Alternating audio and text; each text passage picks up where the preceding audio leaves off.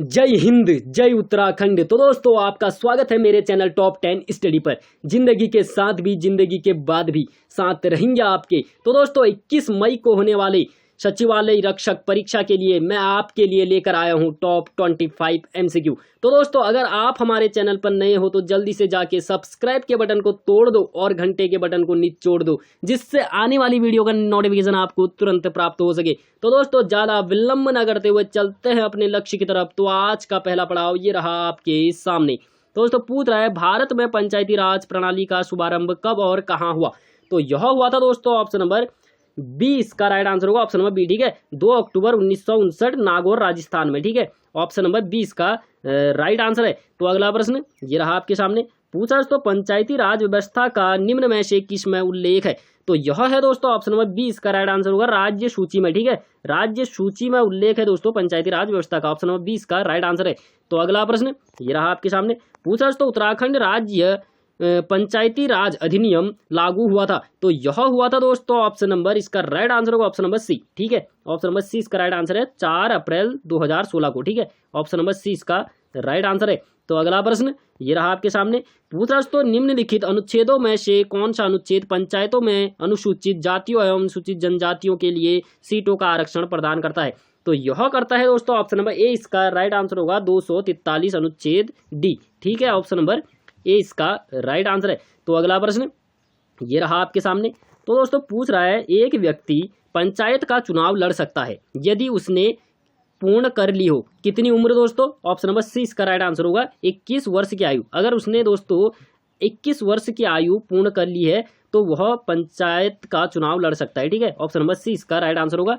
तो अगला प्रश्न ये रहा आपके सामने। पूछा दोस्तों उत्तराखंड पंचायती राज में महिलाओं के लिए आरक्षित स्थानों का प्रतिशत है। तो यह है दोस्तों 50%, ठीक है। ऑप्शन नंबर बी इसका राइट आंसर होगा 50%। तो अगला प्रश्न ये रहा आपके सामने। पूछा दोस्तों उत्तराखंड के गठन के पश्चात किस वर्ष राज्य सरकार ने पंचायती राज व्यवस्था में कुछ परिवर्तन कर इसे त्रिस्तरीय बनाए रखने का निर्णय लिया था। तो यह लिया था दोस्तों ऑप्शन नंबर बी इसका राइट आंसर होगा 2002-03 में, ठीक है। ऑप्शन नंबर बी इसका राइट आंसर है। तो अगला प्रश्न ये रहा आपके सामने। पूछा दोस्तों उत्तराखंड में पंचायतों की कितनी स्तरीय व्यवस्था लागू है। तो यह है दोस्तों ऑप्शन नंबर सी इसका राइट आंसर होगा पंचायतों की दोस्तों त्रिस्तरीय व्यवस्था लागू है उत्तराखंड में, ठीक है। ऑप्शन नंबर सी इसका राइट आंसर है। तो अगला प्रश्न ये रहा आपके सामने। उत्तराखंड सरकार ने पंचायती राज संस्थाओं के प्रभावी सुदृढ़ीकरण हेतु किस प्रकोष्ठ का गठन किया। तो यह किया था दोस्तों ऑप्शन नंबर डी इसका राइट आंसर होगा, ठीक है। ऑप्शन नंबर डी, ए और बी दोनों, ठीक है। यानी पंचायती राज निदेशालय जिला पंचायत अनुसरण प्रकोष्ठ का, ठीक है। ऑप्शन नंबर डी इसका राइट आंसर है। तो वीडियो को बिना स्किप किए पूरा देखो दोस्तों, बहुत इंपॉर्टेंट प्रश्न है। तो अगला प्रश्न ये रहा आपके सामने। पूछा दोस्तों निम्नलिखित में से कौन सी समिति भारत का पंचायत राज व्यवस्था से संबंध नहीं है। तो यह नहीं है दोस्तों ऑप्शन नंबर ए इसका राइट आंसर होगा, ठीक है। Option number A Dinesh Goswami समिति। ऑप्शन नंबर ए इसका राइट आंसर है। बकाया सब दोस्तों पंचायत राज व्यवस्था से संबंधित है। LM सिंघवी समिति है, सादिक अली समिति है, अशोक मेहता समिति है दोस्तों। ऑप्शन नंबर फिलहाल इसका ए राइट है, ठीक है। तो अगला प्रश्न ये रहा आपके सामने। पूछ रहा दोस्तों निम्नलिखित में से किस समिति आयोग ने न्याय पंचायतों के गठन की सिफारिश की है। तो यह की है दोस्तों ऑप्शन नंबर बी इसका राइट आंसर होगा, ठीक है। अशोक मेहता समिति ने दोस्तों न्याय पंचायतों के गठन की सिफारिश की है। ऑप्शन नंबर बी इसका राइट आंसर होगा। तो अगला प्रश्न ये रहा आपके सामने। तो दोस्तों पूछ रहा है निम्नलिखित कार्यों में से कौन सा कार्य स्थानीय स्वशासन से संबंधित नहीं है।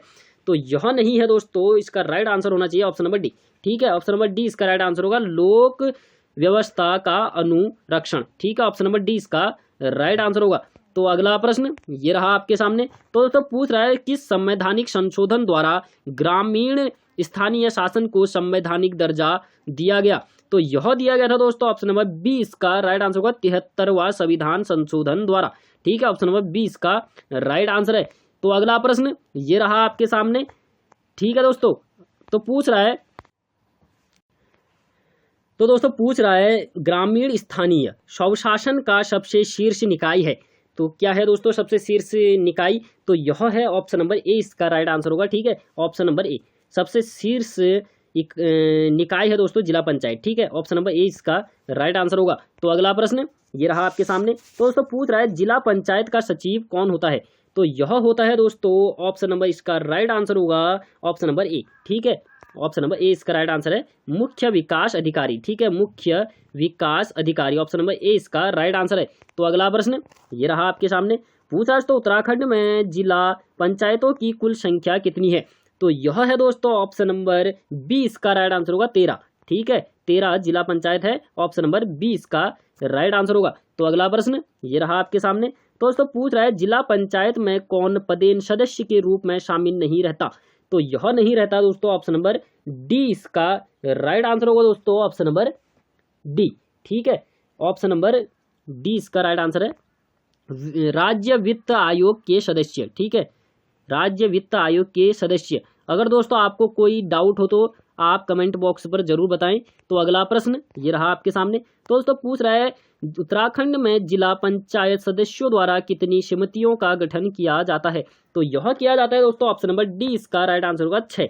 ठीक है, 6 समितियों का गठन किया जाता है दोस्तों जिला पंचायत के सदस्यों द्वारा, ऑप्शन नंबर डी इसका राइट आंसर है। तो अगला प्रश्न ये रहा आपके सामने, तो दोस्तों पूछ रहा है जिला पंचायत के सदस्य निम्न में से किस समिति का गठन नहीं करते हैं? तो यह नहीं करते हैं दोस्तों, ऑप्शन नंबर सी इसका राइट आंसर होगा वित्तीय समन्वय समिति का। ठीक है, ऑप्शन नंबर सी इसका राइट आंसर है। बकाया सब समितियों का गठन करते हैं दोस्तों जिला पंचायत के सदस्य। ठीक है, शिक्षा समिति, जल प्रबंधन समिति, नियोजन एवं विकास समिति, लेकिन वित्तीय समन्वय समिति का गठन नहीं करते दोस्तों जिला पंचायत के सदस्य।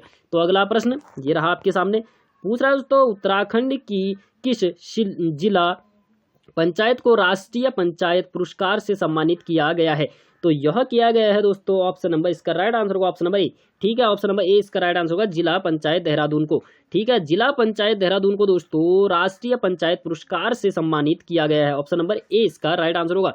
तो अगला प्रश्न ये रहा आपके सामने, पूछा दोस्तों जिला पंचायत से संबंधित कौन सा कथन सत्य है? ठीक है, यह पंचायती राज व्यवस्था का सबसे शीर्ष निकाय है, यह एक निगमित निकाय है, जिला पंचायतों के सदस्यों का चुनाव 18 वर्ष की आयु वाली जनता द्वारा किया जाता है, उपरोक्त सभी।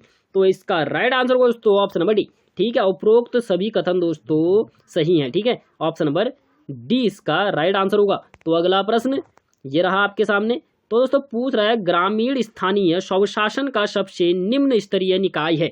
तो यह है दोस्तों ऑप्शन नंबर सी इसका राइट आंसर होगा। ठीक है, ऑप्शन नंबर सी, इनमें ग्राम पंचायत। ठीक है, ग्राम पंचायत इसका राइट आंसर है दोस्तों, ग्रामीण स्थानीय स्वशासन का सबसे निम्न स्तरीय निकाय है दोस्तों ग्राम पंचायत, ऑप्शन नंबर सी इसका राइट आंसर होगा। तो अगला प्रश्न ये रहा आपके सामने, पूछा दोस्तों ग्राम पंचायत के सचिव की नियुक्ति किसके द्वारा होती है? तो यह होती है दोस्तों ऑप्शन नंबर सी इसका राइट आंसर होगा, ऑप्शन नंबर सी। ठीक है, ग्राम पंचायत।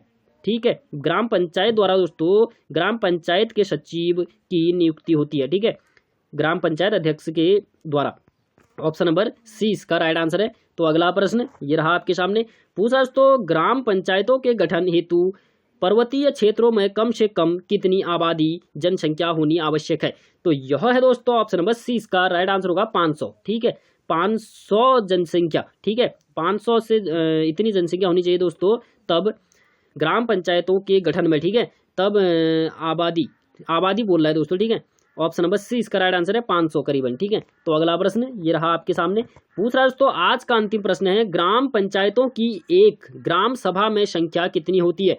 तो यह होती है दोस्तों ऑप्शन नंबर ए इसका राइट आंसर होगा। ठीक है, केवल एक। ठीक है, ग्राम सभा में संख्या होती है दोस्तों, पूछा है ग्राम पंचायतों की, तो यह होती है दोस्तों एक, केवल एक, ऑप्शन नंबर ए इसका राइट आंसर है। तो दोस्तों कैसी लगी वीडियो? तो आपको क्या करना है, एक लाइक, एक प्यारा सा कमेंट, एक सब्सक्राइब। तो दोस्तों जल्द मिलेंगे एक नई वीडियो के साथ, तब तक के लिए जय हिंद, जय उत्तराखंड।